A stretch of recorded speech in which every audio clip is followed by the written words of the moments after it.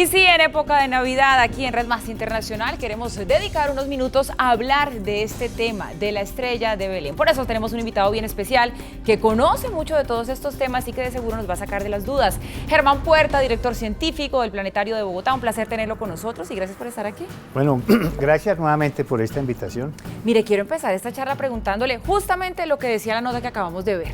¿Realmente existió la estrella de Belén? Si yo le pregunto eso, ¿usted qué me contestaría? Bueno, primero hay que referirnos al texto del Evangelio según San Mateo, que es lo único que tenemos como referencia a la estrella de Belén. Son 3 parrafitos que se los resumo de esta forma. En tiempos del rey Herodes, unos sabios vinieron de Oriente a Jerusalén diciendo: venimos a adorar al rey de los judíos porque hemos visto su estrella en Oriente. Y luego dice, y la estrella que habían visto en Oriente la siguieron hasta que vino a posarse en el lugar donde estaba el niño. Eso es todo. Y a raíz de, con ese texto tenemos que defendernos. Y este ha sido un tema en el cual han trabajado historiadores, teólogos y ahora recientemente los científicos. Los científicos, y ahí quiero detenerme porque ha intrigado muchísimo a la comunidad científica desde hace muchos años.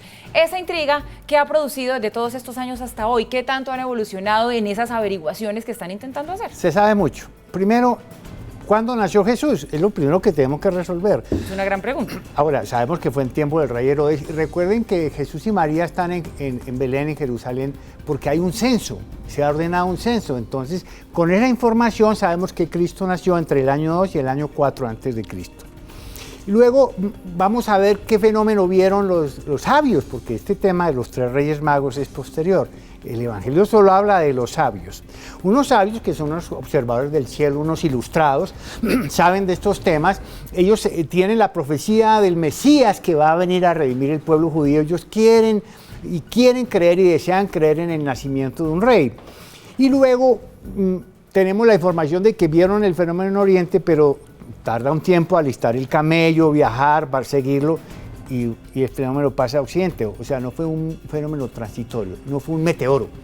Porque esa es una de las teorías, que fue un meteoro, que fue un alineamiento planetario, que fue un cometa. El meteoro descartado. Descartado. Descartado. Tiene que ser un fenómeno que duró mucho tiempo, por lo menos meses. Ahora, un cometa o una estrella nova son excelentes candidatos.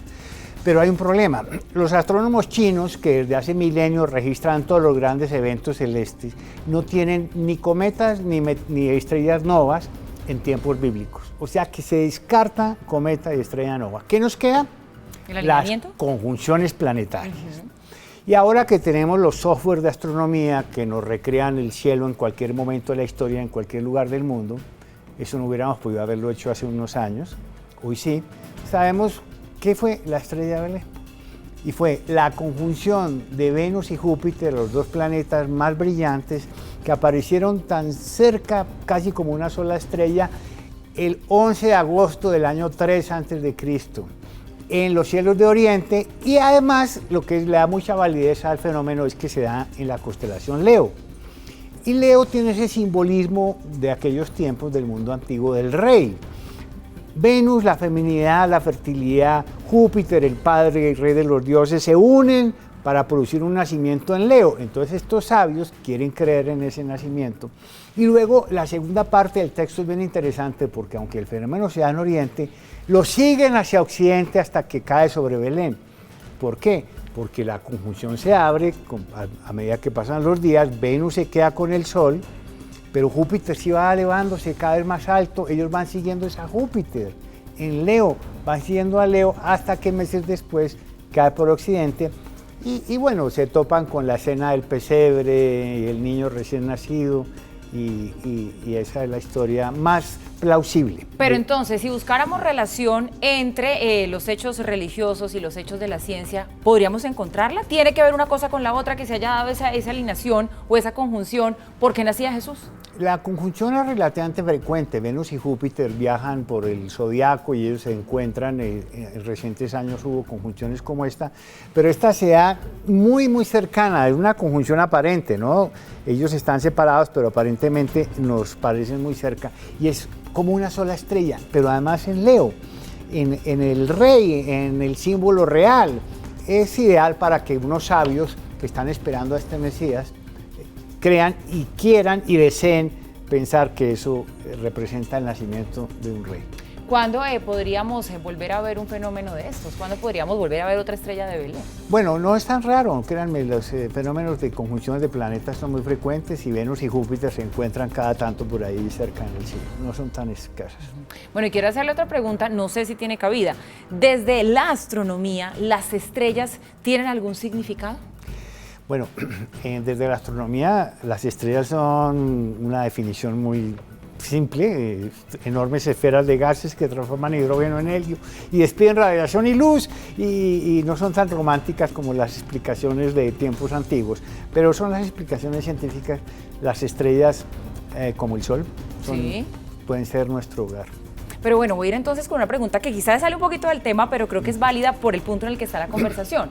Dicen que hay una estrella que es la que representa a Capricornio, otra que representa otros signos, y justamente esa estrella que dicen que representa a Capricornio, que son como 3 estrellas seguidas, pues uno la ve en el cielo en estos meses, que es cuando la gente de Capricornio empieza como a cumplir años. ¿Eso tiene algo que ver? No, en realidad no tiene que ver. En la astrología maneja un simbolismo distinto. El Sol se encuentra cerca de las estrellas de Capricornio, no se ve inclusive Capricornio en esta época del año, y eso maneja otro simbolismo.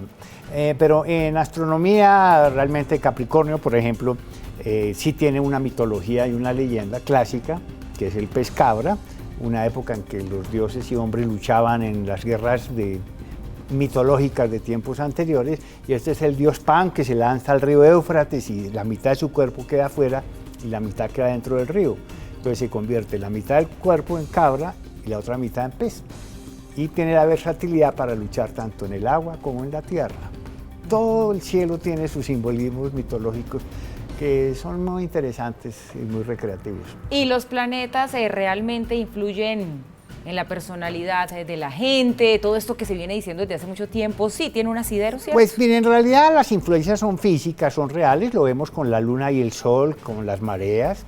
No hay duda que el universo pues tiene una conexión de radiación, rayos cósmicos, en fin, pero no está probado que tenga ninguna influencia en personalidad o en el destino. Pero cómo nos divierte ese tema, ¿no? Nos divierte mucho, sí. Bueno, mire, después de toda esta charla que hemos tenido con usted, me gustaría concluir entonces haciéndole esta gran pregunta. ¿Podríamos decir que ese misterio de la estrella de Belén quedó ya resuelto? Yo creo que la explicación más plausible para la estrella de Belén es la conjunción de Venus y Júpiter el 11 de agosto del año 3 a.C. Tiene todo el simbolismo astral de la época en que el mundo antiguo tenía esa bóveda celeste muy enigmática y misteriosa, símbolos, mitos, leyendas, parecieran que el cielo gobernara la tierra, de ahí viene la astrología también de tiempos muy remotos. Esto se separa en el siglo XVI, cuando Galileo con su telescopio descubre que no, que esos son planetas y esos son otros mundos, y esas estrellas son materia y eso no tiene ningún misterio ni ninguna divinidad. Pero hasta ese momento, en el mundo antiguo, todo era mágico, todo era divino y todo era muy misterioso. Y este simbolismo de Venus y Júpiter en Leo, esa conjunción tan cercana, es muy seria para considerarla como estrella de Belén. Pues hermano, mire, qué charla más interesante, porque escuchándolo a usted y toda esta historia y todo lo que nos ha enseñado usted hoy, se da uno cuenta que allá arriba, cuando uno mira para el cielo, sí que hay mucho por descubrir, muchas cosas por entender que son absolutamente maravillosas. Germán Puerta, director científico del Planetario de Bogotá, muchas gracias por acompañarnos hoy. Encantado.